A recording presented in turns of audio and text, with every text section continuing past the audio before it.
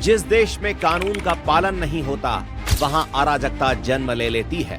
तानाशाही की भेंट चढ़ जाता है देश और भ्रष्टाचार के दलदल में समा जाता है उस देश का विकास। कांग्रेस के अन्याय काल में इस देश ने यह सब कुछ देखा। इस देश ने देखा कि किस तरह बाबा साहेब के संविधान को ताक पर रखा गया और धारा 370 लागू कर देश के टुकड़े कर दिए गए।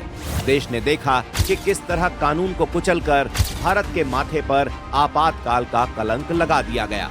देश ने देखा कि शाहबानो केस में अदालत का फैसला पलट के कानून का मखौल उड़ाया गया।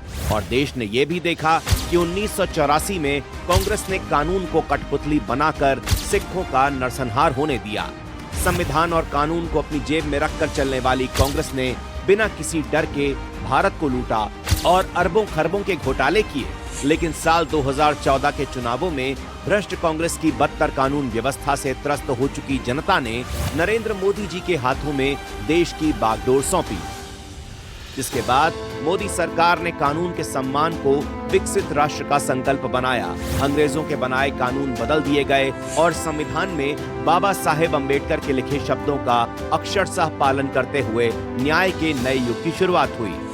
मोदी सरकार ने ट्रिपल तलाक जैसी कुप्रथा का अंत करने के लिए कानून बनाया, जिससे करोड़ों मुस्लिम महिलाओं को दशकों बाद न्याय मिलना शुरू हुआ।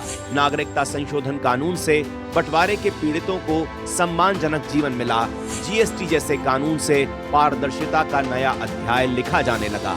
लोकपाल बिल एवं जांच एजेंसियों को आजादी मिलने से भ्रष्टाचारियों को कानून का डर सताने लगा।